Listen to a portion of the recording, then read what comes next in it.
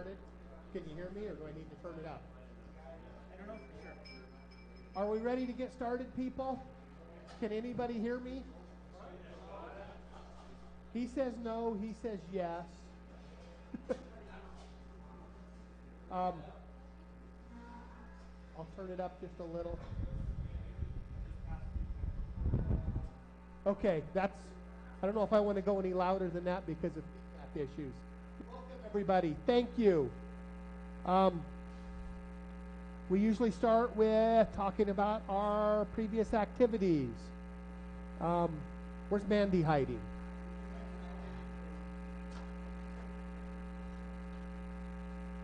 Lane, what did you think about our last activity?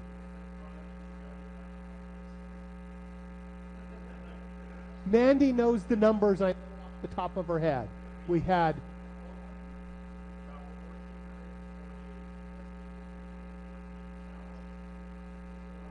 so in the system, you get one contact per band.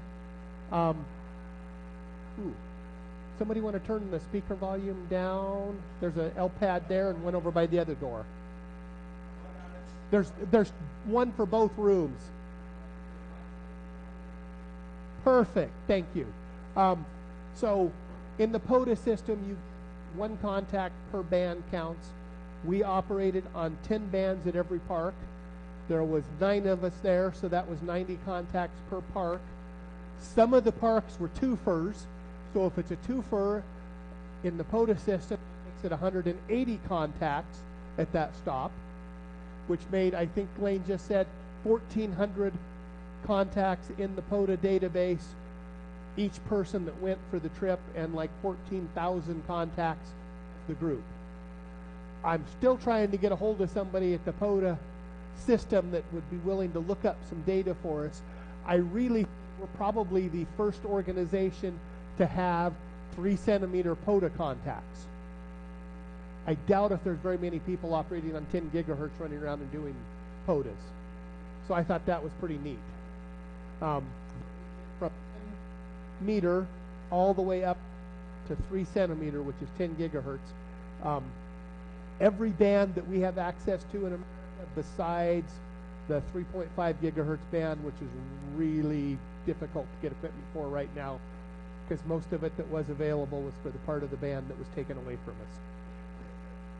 But it was a lot of fun. It was a long day, but it was a lot of fun. Got some good Chinese food at the end.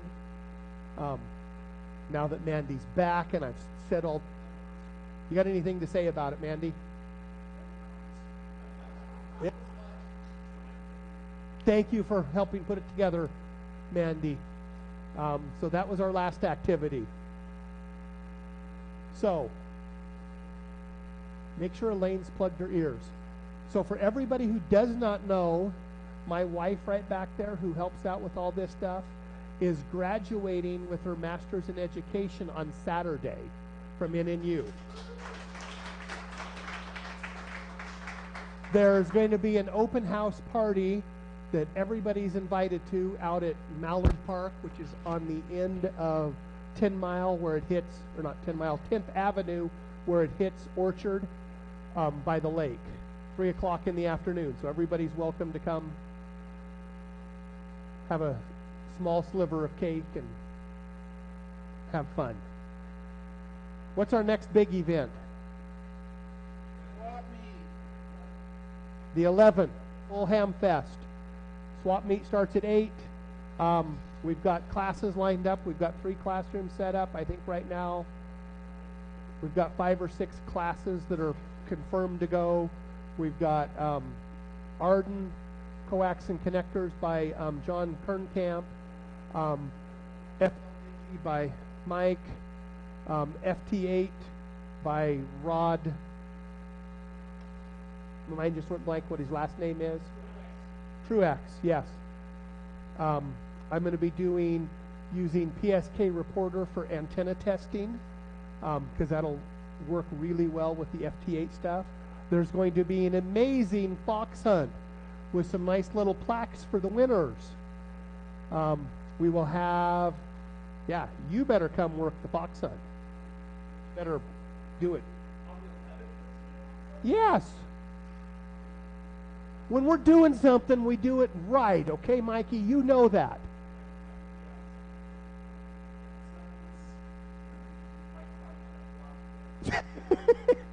That means you can't win, but that gives Mike Treasure a better chance. But he'll probably be out of town too. But it should be a good fox hunt. We've got good classes, lots of space. So for everybody that's showing up, swap meet side, we're going to bring all the tables we can and some pop-ups. The parking in the swap meet area is not massive, but we got a big field. We can set up tables and pop-ups and load stuff up. There's lots of parking within 100 to 200 yards of the school. So straight west of the school on Federal Way is a construction company that has a pretty big parking lot that said, I can't remember the name, but I was looking at it. And then there's an empty field that's in development that has the road set through it, that the school has permission to use those for overflow parking at any event. So we have enough parking that we could fit, a few hundred people without any problems. It just isn't directly at the school. We've also got parking in front of the school and the street behind. Yes, sir. The swap meet starts at 8. The classes start at 9.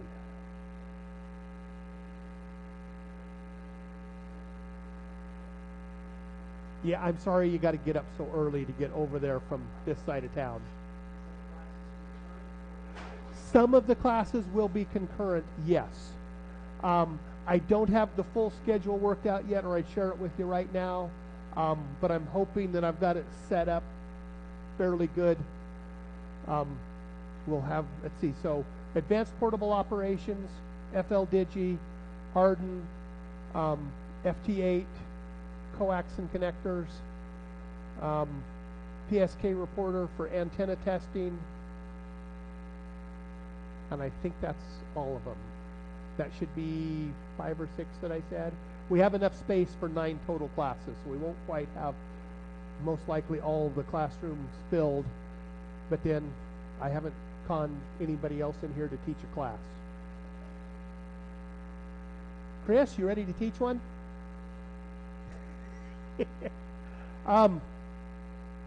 After that, if everybody remembers from last month, and we've got more flyers, the 18th and 19th is an all-Idaho POTA party. We're trying to get everybody we can to go out and activate a park somewhere in the state of Idaho. Other states have done it, and it's gone very well, because if anybody's looking for Idaho as one of their worked-all states for POTA, the more people we get out there, the better. Also, on Saturday the 18th, I'm teaching a ham cram in Ontario. Anybody that wants to come help that for VE testing that afternoon or for show and tell, greatly appreciated. And the 25th, but I got to get my side set up for that. Our next big event, yes sir, is the POTA weekend, and I've got a class on the 18th. So I'm not going to be doing much POTA until I come home on the 18th. What's the big ham radio event in June? CPAC, yes, but as a club, we're not necessarily doing anything for CPAC, but many of us are going. Should be fun for those of you that are going.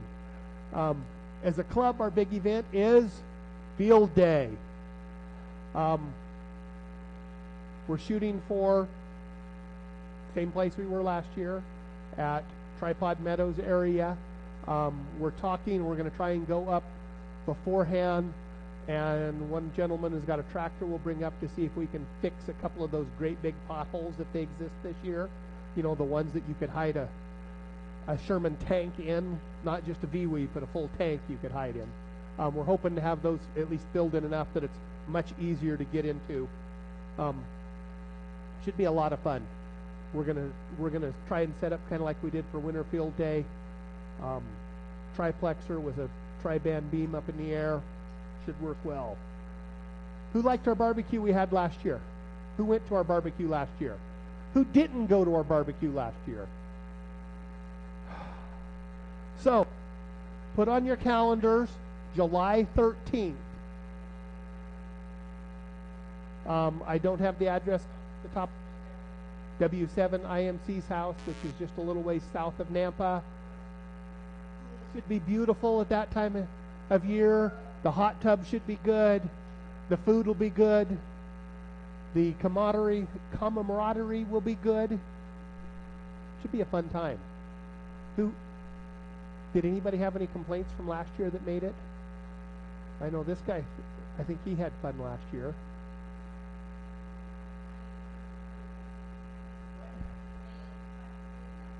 Yes, lots of us did. The last thing coming up that I have to announce, this is not our club event, but many of us in the club are helping at it. Anybody that's interested in helping out, the Stand Hope Ultra Marathon, which is a 100-mile race around the mountains of Sun Valley. There's somewhere close to 30,000 vertical feet that they travel in this 100 miles. It takes 3 days. The race starts Friday night, all day Saturday, ends Sunday afternoon. We're going to be manning like 16 aid stations and can use help. 2 of the aid stations are hike-in, but I've already conned one person into take at least. It's a lot of fun, and it's very challenging just because of the terrain. July 26, 27, and 28.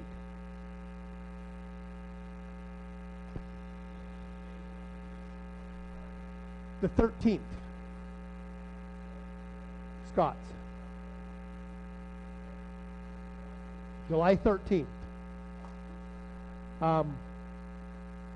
Next month's meeting is going to be an unusual for us.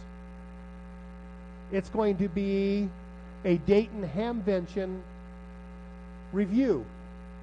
First actually going this year. So it should be pretty interesting.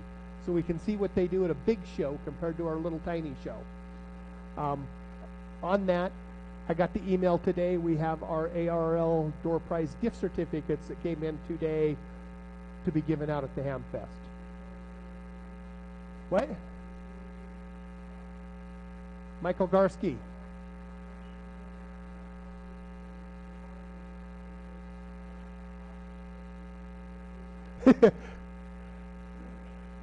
Yeah, high frequency stuff, let us know about.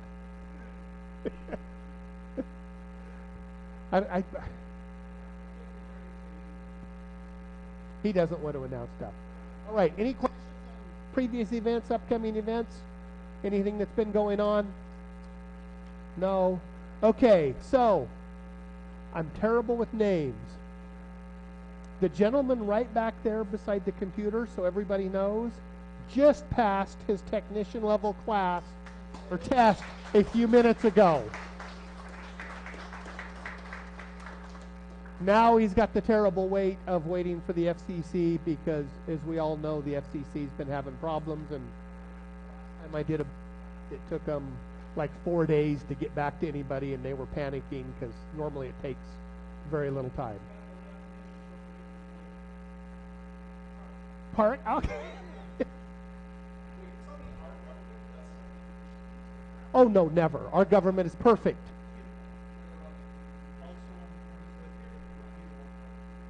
Yes. The other thing, thank you. So, is everybody aware what happened to the club's repeater up on Squaw Butte? So, the repeater up on Squaw Butte, the whole site got tired and decided to lay down and take a nap. And it's been napping now for about 2 months. Whenever we had those really strong winds, it blew the building over that it was in. It wasn't supported good enough. To the best of our knowledge, there's very, very little damage. There's one folded dipole that's been up pretty bad, a solar panel that's broke, and that's about it. The repeater site was actually functioning for the first week after it laid down. It just didn't work very well because it was horizontally polarized versus vertically. And then it went dead on power because the solar panels were pointing at the ground instead of the sun. So, but the 25th, as of right now, is the work party to go up. be able to use some manpower. Setting the building back up won't necessarily be hard. The landowner said he's going to bring his backhoe up, but we want to build like some rock jacks around it to help stabilize it. Going to bury some anchor rods, I don't know what they're called, in the ground to help stabilize it. So hopefully it never has the opportunity to lay down and take a nap again, because the 25th of June. May. Yes, thank you. 25th of May. Okay, I've screwed up this piece of paper enough. Who wants to talk about HF antennas? You do. Who says I do? You are. All right. Okay, what comes before the antenna? Line. Sorry, I always have to emphasize this because there's always so many questions, especially with new hams. What coax do I get? What feed line do I get? Why is it important? Lots of different types of feed line, lots of different prices. RG59 is 75 ohm coax. You can go to almost any thrift store and 100 feet of it for $5 if you want to. Can you use that on HF? How bad is it to use on HF? Why? So you start out with an SWR of 1.5 to 1. How many people have an antenna up in the air right now with an SWR of 1.5 to 1? So in reality at HF, it's not much of an issue. Yes, it is an impedance mismatch, but it's not enough to make a big difference, depending upon frequency. How many of you ever run hardline on an antenna? How expensive is hardline? Or more? How about ladder line or twin lead? How good is that? For some antennas, it works really good. Ladder line you can homemade. It used to be TV twin lead you could get. Feed line losses. Just a little thing to kind of explain. It is very much frequency dependent. At 160 meters, using RG58, which is probably the least expensive coax that any of us ever run. That's that little tiny stuff that's less than 1/4 of an inch in diameter that comes on most of your mobile antennas you buy. 100 feet of it on 160 meters with a 1.5 to 1 SWR is a half a dB. It's 11% loss. What's a half a dB on your S meter scale? Can anybody see a half a dB on your S meter scale? A properly calibrated S meter is supposed to be 6 dB per section. So a half a dB you're not going to notice. Even at a 10 to 1 SWR, you're only 2 dB down. Who's going to run an antenna with a 10 to 1 SWR? Hopefully nobody. But it's still not terrible. But now, if we move up to 23 centimeters, 17 dB a loss. That's 97% of your signal. Who wants to use RG58 on 23 centimeters? But it's great on 160. That's the thing to remember. That's what I want people to remember here. LMR 400, which a lot of people will say is one of the best coaxes out there, at 160 meters with an SWR of 3 to 1, it's only a 6% loss. But that same coax at 23 centimeters is 66% loss. So remember that. When you're looking at putting up an antenna, check. Now our internet here kind of sucks. And it's not working. So use a loss calculator to see what it is. Don't believe what you're told all the time, because I've been told, never use RG8X coax, it's too small. On HF frequencies, 100 feet of RG8X is great for especially portable stuff, because you don't need the heavy weight. Okay, how many of you have made your own HF antenna? How many of you have never made an HF antenna? Definitely in the minority. How do you make a dipole? Two pieces of wire, feed line in the middle. What can you use for those two pieces of wire for radiated elements? Anything. How hard is it to find RG59 coax from cable TV? It's easy to find. It makes a great antenna wire because it's designed to be out in the sun, doesn't stretch very much, works good. How about a vertical antenna? Who's made a vertical? Good percentage. Can you make a vertical antenna out of wire? What? All day long. Usually you need something to hold it up in the air, but you can do it. An end-fed half wave. Decent antenna. And I'm not going to really judge the quality of an antenna for the most part.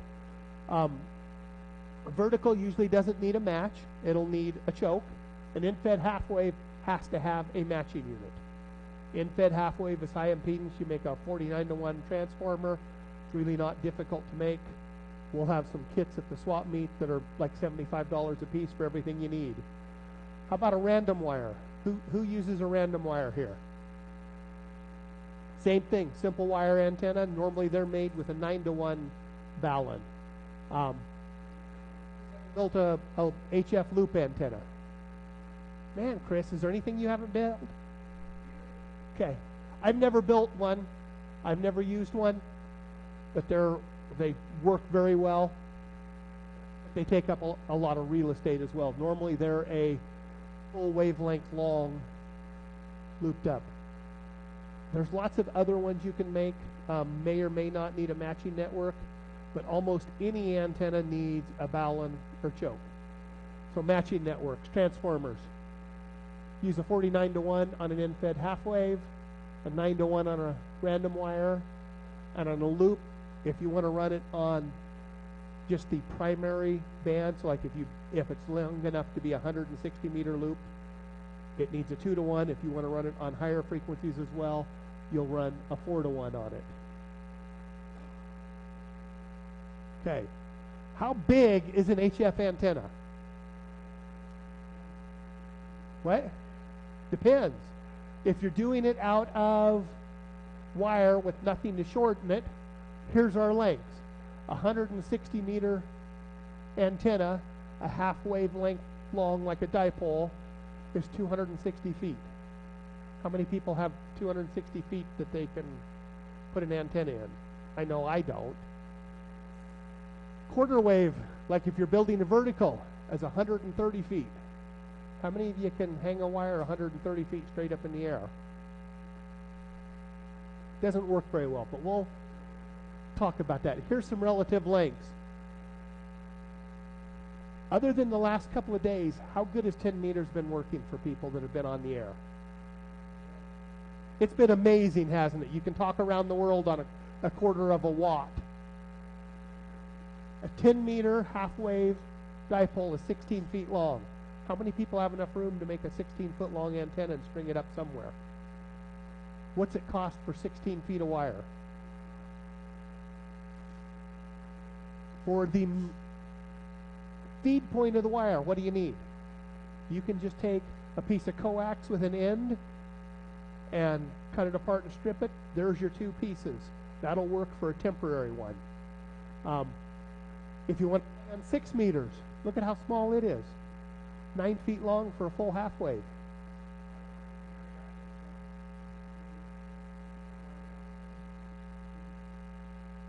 You can do it. Today, 6 meters was almost open. In digital modes, I was decoded from British Columbia and Seattle area down to Phoenix and New Mexico, but I couldn't hear it. But this gives you some relative sizes of antennas. Okay, 160-meter antenna is hard for most of us to build because it's really long. How can we shorten that antenna? We can put a coil in the line. That can be in the middle of your dipole. You could have a couple of those which will electrically shorten the antenna. What's this right here do? Capacitance hat. Capacitance hat is better, in my opinion, than a coil, only because it keeps full current going through to the end of the wire. But you put that on the end of the wire, whether it's a dipole, and it doesn't have to be a fancy circle like that. You can have an H off the end, and you can combine the two to make a real short antenna.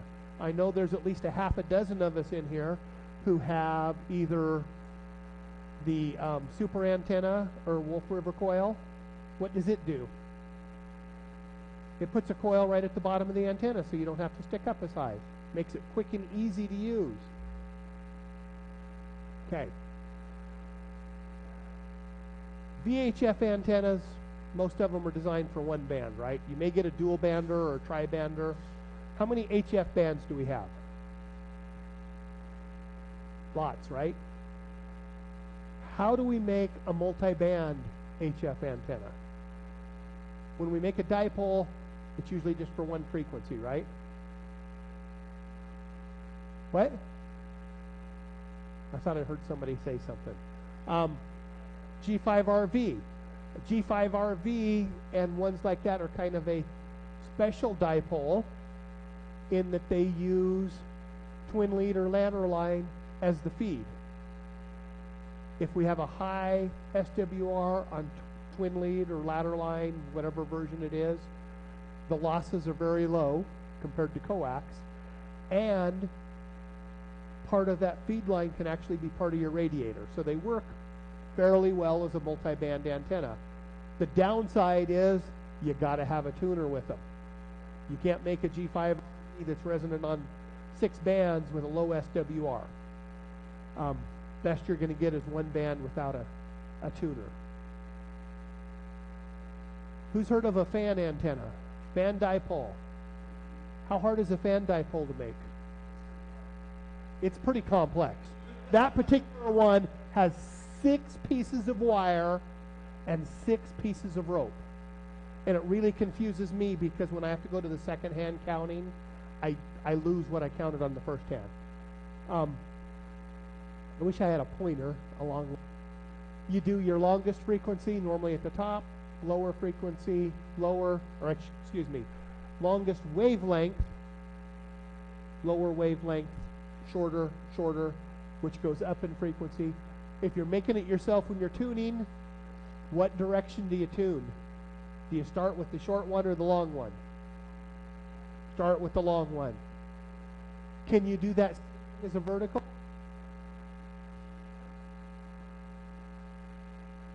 This right here, it's got a piece of PVC pipe.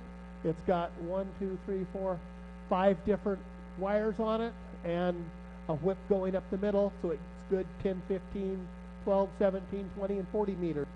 A multi-band vertical. No tuner needed because you tune each one separately.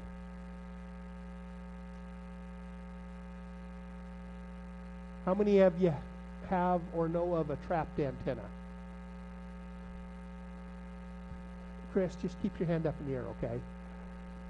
Who can tell me what a trap is on an antenna?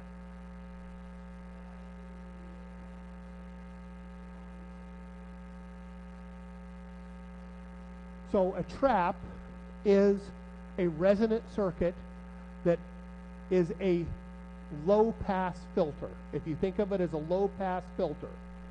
So we have a piece of wire stretched out here with a trap in the middle.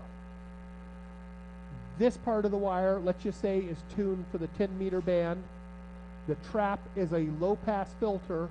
All frequencies below 10 meters are allowed to go through. So at 10 meters, the wire ends at the trap, as far as your signal can tell. Anything lower than 10 meters, 28 megahertz, goes through. So you can put multiple traps on there, and each one ends at a certain frequency. So the antenna is only that long for that frequency or higher. Most tri-band beams are trapped. For those of you that have seen the beam that I've taken to some of our events, it has 2 little black, almost like frozen orange juice sized containers on it. Those are traps. What the trap is a coil and a capacitor. What makes a resonant circuit? An inductor and a capacitor, right?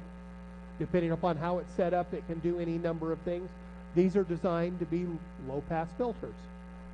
They're not even that difficult to make, to be honest. I think every one of us could make one in here. Getting it tuned might be a little harder. They work really well to allow you to have one antenna that is low SWR on multiple bands so you can get away without a tuner. For those of you who haven't seen what we've done, we've set up a tri-band beam at a few events. At the base of the antenna, we have a triplexer. Who knows what a triplexer is? Triplexer works like a duplexer that we used to have on a lot of the dual band radios. This one separates out 10 meters, 15 meters, and 20 meters. So we run that triplexer and some bandpass filters. We have 3 radios running on that one beam without any major problems. I think that's pretty amazing that we can do that because of the traps in the antenna and the triplexer, and we run it without the need of any tuners.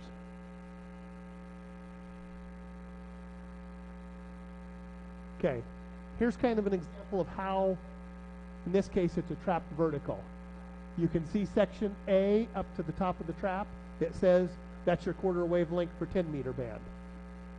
And then you go B to the top of the trap there, that's your quarter wavelength for 12 meters. And then it goes all the way up through C, and that's your quarter wave vertical for 20 meters. Like I said, it's just an inductor and a capacitor in parallel, creating a low impedance at low frequencies and a high impedance at your cutoff frequency. So it's just a low-pass filter. Ballons and unons. What's a ballon? What? Balanced to unbalanced transformer. What antennas need ballons on them? Most. Will a ballon hurt any antenna? I don't think so. And I don't know, but I don't think so. A ballon can be an impedance matching transformer, but the most important thing is it will take the balance line, so you've got a dipole with 2 radiating elements, and keep that signal from traveling on the outside of your coax, which is an unbalanced connector because it all goes inside the coax. Conductors is in a piece of coax. I hear 2 and 3. Which is it? At RF frequencies, a piece of coax is technically 3 conductors.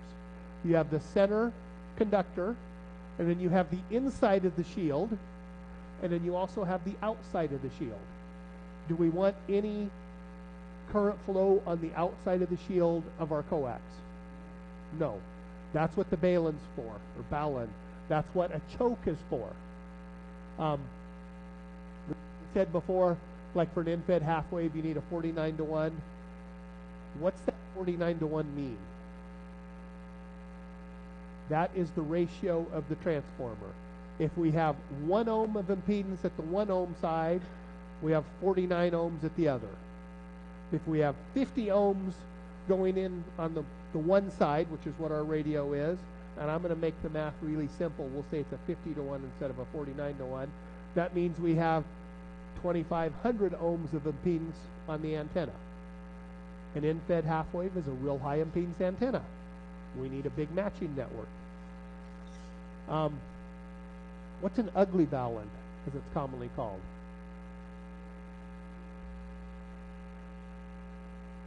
You take your coax and wrap it around something. Normally, you don't have to. What does that create? A choke, which is an inductor, which is a coil. Because of the way coax works electrically, that doesn't affect the signal inside the coax because the outside shield of the coax protects it.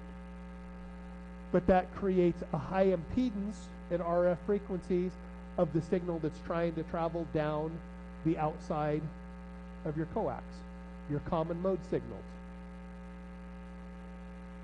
The other way you can do it is like this one here. What is that on that bottom picture? A bunch of snap-on ferrites. Equivalent to the exact same thing. Here's a couple of designs for a balanced to unbalanced one. Just using a one-to-one transformer. It accomplishes the same thing. Okay. Radiation patterns. Radiation patterns are measured in dB of gain.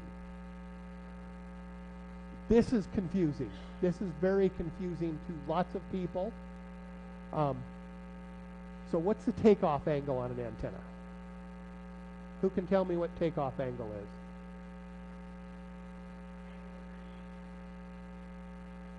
Doesn't an antenna radiate pretty much in all directions?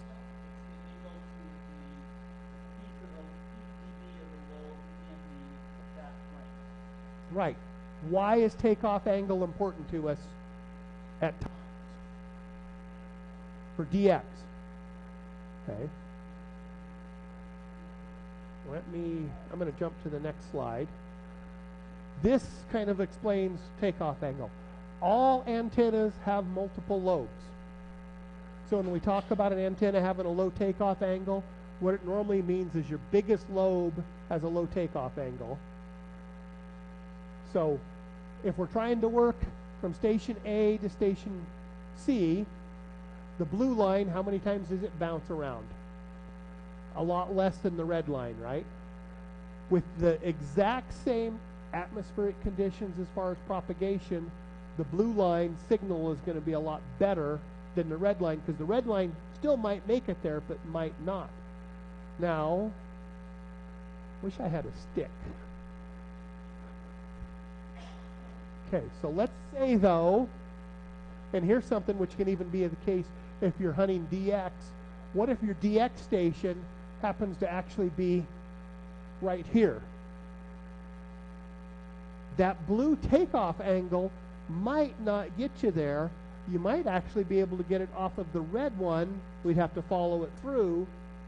So when it comes to the statement that a low takeoff angle is best for DX, I will say, yes, it's true, but it really depends, because if your DX is Canada from here, you want a different takeoff angle than if your DX is long path to Antarctica.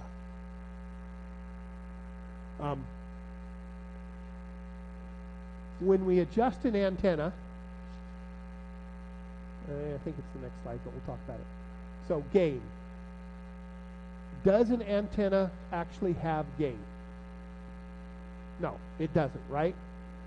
It puts out the same amount of energy based off what's in it. To me, if it really has gain, that means that we're putting more power into it somehow. But all antennas that we buy, make, build, model have gain. When we talk about the gain of an antenna, we're talking about the strongest lobe that it has. So like for this antenna, for the takeoff angle, it would be at whatever angle this is here. There's our 0 dB mark. This lobe is at what? Looks like negative 18 dB approximately, same there. This little tiny lobe is at negative, I can't very well from here, looks like about negative 30 dB. So real weak signal, real strong signal. Every antenna will adjust with that.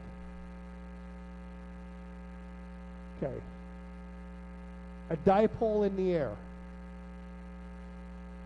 If you envision a dipole out in the middle of nowhere like this right here, where is maximum radiation? All the way around, right? Pretty equal all the way around. The only places we don't have any is off the ends. That's why a dipole has gain over an isotropic radiator. When this dipole is sitting by our house much closer to the ground, what happens to that radiation pattern? It changes. Depending upon how far we are, it changes that maximum takeoff angle. That's why some people will say that a dipole can have 6 dB of gain. It's using the reflection off of the ground to get it to a higher peak. Is that good? Depends upon what you want. Exactly. That's the thing to remember. Start talking about an antenna, especially if you're adjusting it for a specific situation, the height above the ground may need to go higher or lower to accomplish what you want. Maybe you're going to need to couple it with something else like a Yagi. How about antenna polarization? What's horizontal polarization? That means the electrical field is going horizontal to the ground, which means the antenna at least started out, the primary radiating element is horizontal. Vertical polarization is the other direction. For HF, what polarization do we want? What? Either. How come? Right. Most HF signals are elliptically polarized, which means they'll work either way. But it really depends upon a lot of situations. Most of us at least do some VHF stuff. What polarization do we have for 2 meter FM? Vertical. What polarization do we usually have for 2 meter sideband? Horizontal. Supposedly horizontal will travel better, farther distance than vertical will, because we're not talking about bouncing off the ionosphere and less noise. Because of this, how many people in here run more than one HF antenna, like at home at least? What do you have? You got a sloper and your beam? Which one works? Exactly. That is the best answer, because it does. Sometimes the sloper, which has less gain, but might have a better takeoff angle for where you're getting, or the signal coming in might have more horizontal polarization, or more vertical polarization than horizontal. You'll get a little better signal. How important is polarization? As we just said, it's really not. For ground wave, polarization is very important. You know, VHF line of sight, CB line of sight. For any ionospheric propagation, doesn't matter. We've talked a little bit about gain, but okay, you've got a fairly new beam up in the air. When it comes to any sort of a beam antenna, directional antenna, the way it works is it concentrates the signal in one direction, right?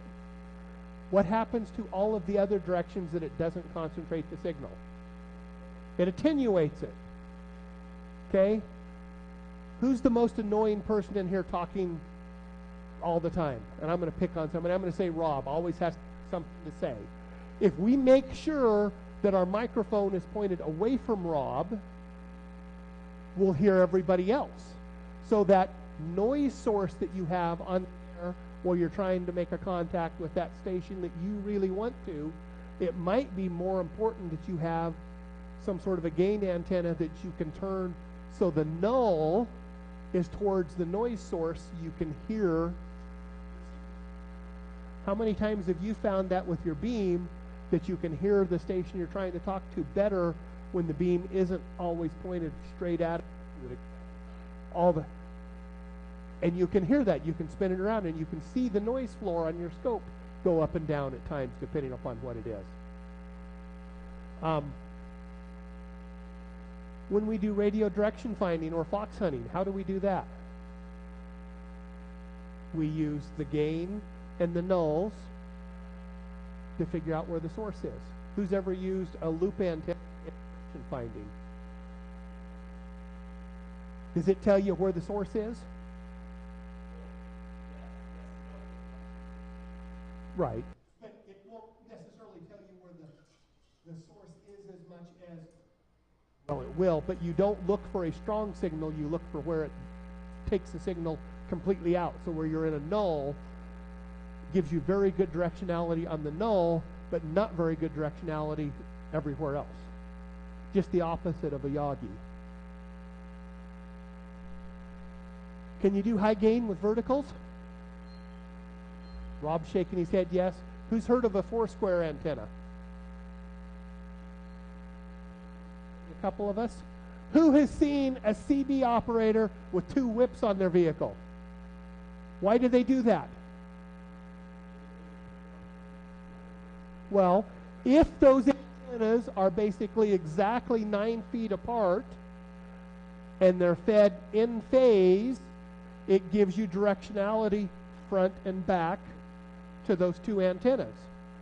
If you feed them out of phase, it gives you directionality side to side, because on the 10-11 meter band, what distance is 9 feet? Exactly. Same thing here. This is a 4-square. We've got 4 antennas that are a quarter wave apart. As you can see, we've got a very major lobe pointing out from antenna 1 in line with antenna 3. Antenna 1 is fed straight, no change. Antenna 3 is 180 degrees out of phase. It's far enough apart when the signal from antenna 3 gets to antenna 1, it's in phase and adds to it. Antenna 2 and 4 are 90 degrees out of phase. What do we need to do if we want our signal to be strong in this direction? All we do is swap antenna 1 and 3, that 180 degree phase. We make a little box that lets us change the direction. We can have all 4 points of the compass on this box and change the phasing on that antenna and get our big gain and big nulls. To me, that stuff is fascinating. This is common if you know anybody who's got a big contesting station, if they do 80 meters and 160 meter contests. Who can tell me how big a 160 meter 3-element Yagi needs to be? How do you hold it up in the air without it breaking? That is actually a very serious issue, because the elements are so long that it's hard to support them so they don't fall and break. Do real easy. Okay. What's the best antenna out there for anything? What one works?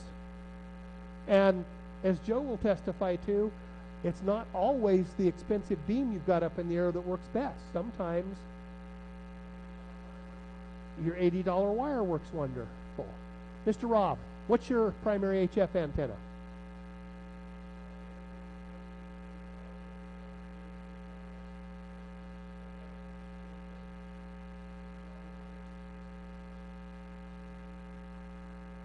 And how high up off the ground is that one? 6 feet off the ground. Hey, do you have worked all states on 160? Worked all states on 160 meters with an antenna that's 6 feet off the ground. Most things would say that that's impossible, but it's not. A lot of it depends on conditions.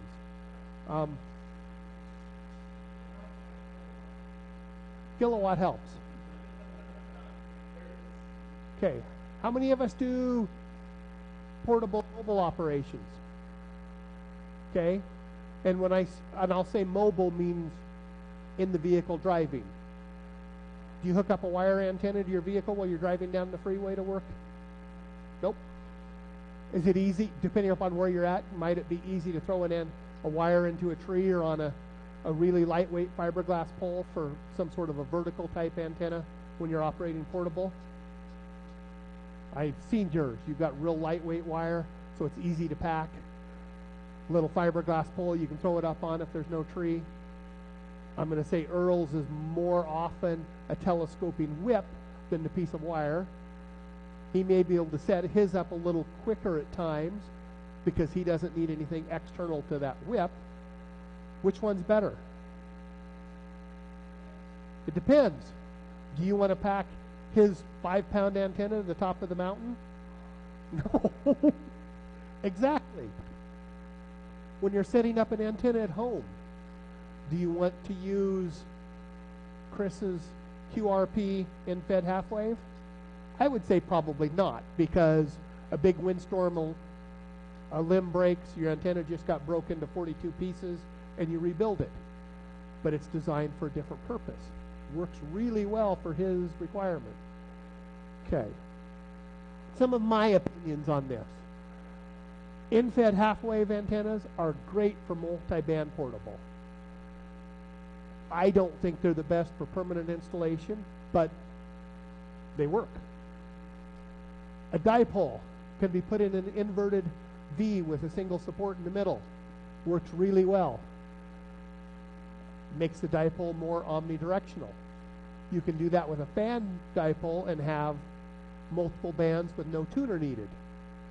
Telescoping antennas work great for the higher frequencies. How far do you go up with your setup? Normally about 20 meters, but most of the time it's about 20 or up in frequency. Works really great. You just measure it out and go. How many of us use something like the Wolf River coil or super antenna? I'm going to say this, that is one of the worst compromised antennas out there. The reason is the coil is at the very bottom. The coil, where that choke is that lengthens it, so the maximum length of the antenna is from the feed point to the top of the coil. That makes the antenna really small. So the only part that's really radiating is what's above the coil. How many people, and I'm going to say you probably started, and I know Bill has done it, started out with a Wolf River coil or something like that with that 15, 17-foot mast and started going, especially on 20 meters or above, skipping the coil and just putting the telescoping mast because it works so much better. Well, but a lot of them people would do, but they do like a 6-foot whip on top of the coil, but the 17-footer works so much better. How do you make a base-loaded antenna work better? What? Capacitance hat is the thing. Because if you put a capacitance hat on the top, that makes the top of the antenna appear longer, so you use less of the, makes it work better.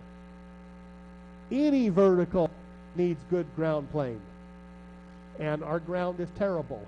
How many of you stretch out radials all the time when you set up a vertical antenna? It can be annoying, right? How many radials do you put out? 4. How many you put out, Mike? 4. How much difference does it make on the number of radials you put out?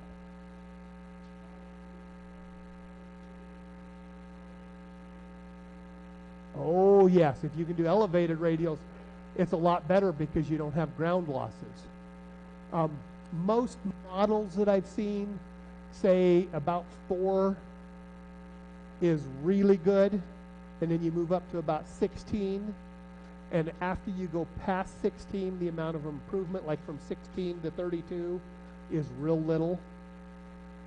How many of you seen people using metallic window screen or Faraday cloth or any other sort of a metal mesh to put down under a vertical antenna? You've used it before, haven't you?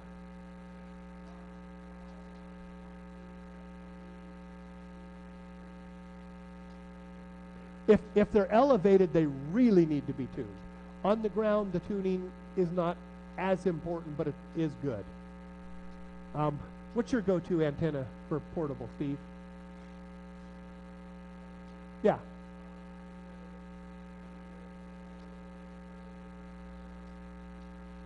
How well do ham sticks work? Depending upon conditions, they work great.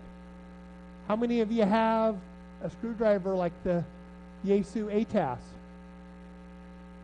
It's a pretty short little antenna, isn't it? How well does it work? And it depends upon conditions. Again, everything depends upon conditions. On HF frequencies, would it probably work better if you put a much longer whip on it? Probably. But are you going to be able to drive down the road if it's got a a 102-inch whip on the top of a little ATAS. Ain't gonna work. So, what? Depends upon the vehicle it was on. How about oddball antennas? Yes, Gary.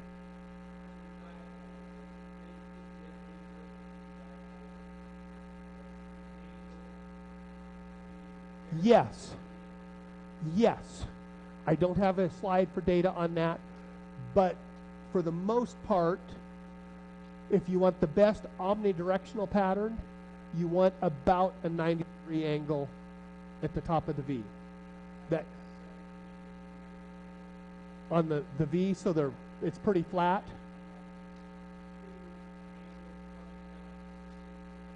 Okay. So what that's going to mean is your antenna is going to act more like a flat top dipole. So if your antenna is running, just say north-south, you're going to have really good signals east-west, but pretty good nulls north-south. If you were to drop it down so you were at more of an angle, you'd have less of a null on the north-south. But again, you've got null coupled with radiation, null, so you never really know what it's going to be. You can do a model and it'll show you lots of stuff, and then you may find that that's not what you're seeing. Okay, how about this? What is this? That's an antenna. I know everybody thinks it looks like a light bulb. The filament of that light bulb is an antenna. I don't know, I couldn't find today where they've actually run the contest since 2020. At least 2020 and prior, there's a light bulb QSO party. The requirement is you're hooked up to a light bulb. That's your antenna. What? Yeah. He's got radials off the bottom of it. Probably got some sort of a matching network. Okay, those of you in HOAs that don't like them and you can't have antennas, what's that? Those are the wires going to a rain gutter. Has anybody in here ever used a rain gutter antenna, hooked a wire up to it? How'd it work for you?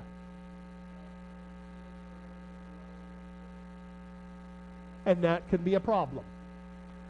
Like attic antennas. Sometimes an antenna in the attic is completely worthless, and then the next person you talk to says it's the best antenna they've ever had. It just depends upon what's around it. But especially like in this case, it's all plastic rain gutter, so they actually have a wire inside it, and they're running a wire antenna.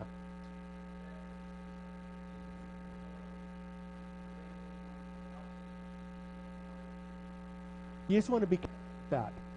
RF burns hurt, so I've been told. So I've been told.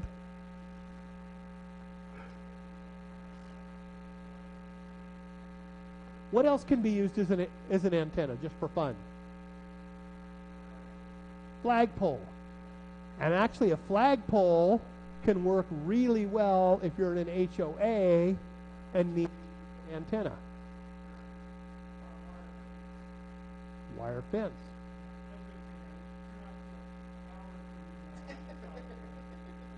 Yeah, it might cause a little interference, let alone damage.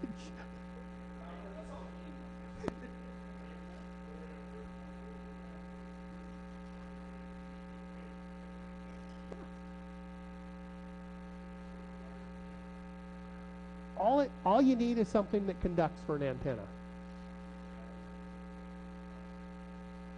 I have not, but I think you've told me about that. I could see it. Now, I know a guy, at least locally, who claims to have done it. I'm not sure if I believe him or not, but he had the old box springs in the backyard before it was hauled off to the track, and hooked his tuner up to the box springs, one lead, and the other lead to a ground rod. Made contacts with it. Shh, it wasn't me, okay? Shh. Are we sure? Okay, let's go back to the flagpole a little bit. If you've got a metal flagpole that's mounted to the ground like most of us would have one, how could you turn that into an antenna fairly easily? What'd you say? I heard the correct answer right over there. Somebody said shunt feed. Didn't I hear that? What's it mean by doing a shunt feed? How many have seen, especially a VHF 2-meter Yagi, that you have the little element that comes over and a clamp that goes to the driven element? That's a shunt feed. You've got a capacitor connected to it, and the capacitor you adjust, and you adjust the spot on it, and you can turn it into a radiator. So if you had a flagpole, you could take wire, run it somewhere. You'd have to experiment, but like a third of the way up, and then connect the wire to the pole with the wire insulated. That way you've got capacitance between the wire and the flagpole, and then the connection. You adjust the length and the distance for the capacitance and the connection. Shunt feed, and you got a vertical antenna that nobody knows except they see a piece of wire that goes up at a third of the way.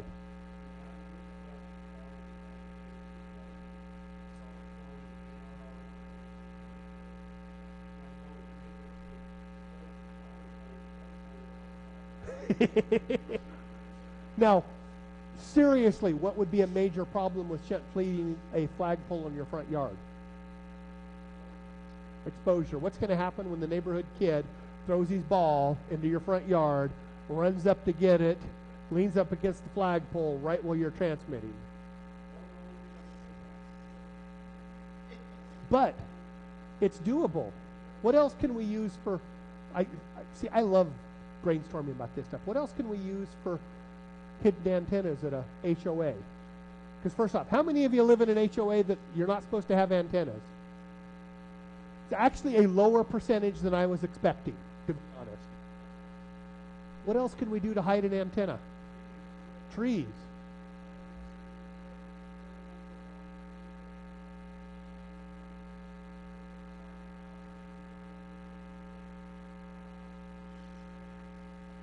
There's an antenna design out there. It's called the butterfly terminated dipole. The whole idea, yep, Jerry had one for a while. You run a wire around the outside of your roof, and at the far end from the feed you put 1,000 ohm. See, I couldn't remember how big a resistor you run, and that's your antenna. Works better than definitely. Run it off your what? Yeah. And most places, actually, HOAs can't stop you from having an antenna on your vehicle, and I know people who do. There's a piece of coax that goes into their house, and they use the antenna on their vehicle because they can't complain about that because it's not mounted at their house. Who here has heard of Ventenna? For those of you who haven't, make sure you come to the Hamfest, because the inventor of Ventenna is the one doing one of the presentations. He shut down the business. The primary Ventenna was a piece of pipe yay long that had wire inside it, and you fastened it on the vent pipe of your roof. And you could actually run the coax down the vent pipe, poke a hole in the house into the vent pipe to get the coax out.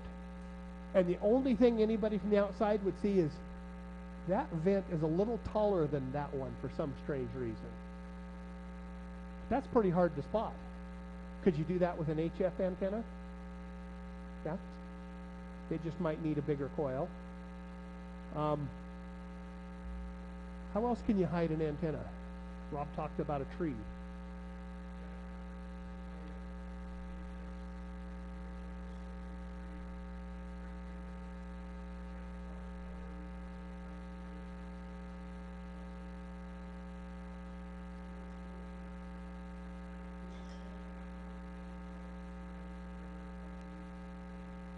Okay, Chris. Oh, yes. If you're running less than 100 watts, how big a wire do you actually need to run? What? I'd say you could probably easily get away with 20 gauge. 22 might be pushing it. How small is 22 gauge wire? If you have even over your house, say over your HOA's clubhouse, a piece of 22 gauge wire that goes up to the top of a tree that is kind of a light blue color. Do you think anybody would ever see it? Is it, I'm almost done. Yeah. What? Dipole inside the attic. Something to think about if you're doing that. It's not as common here, but how many have seen roofs with radiant barriers under them? If you're from Arizona, Texas, it's really common. Attic antennas don't work very well because what the radiant barrier is basically aluminum foil right underneath your roof to reflect all the heat. What? Or if you've got a metal roof. Or if you've got a whole metal building. Let's just load up the whole building. What? Yeah. Okay, any other questions, comments? Because, yeah, this place closes at 9 and they like us to get out of here not too late after 8 o'clock. Any questions, comments from anybody? Thank you, everybody.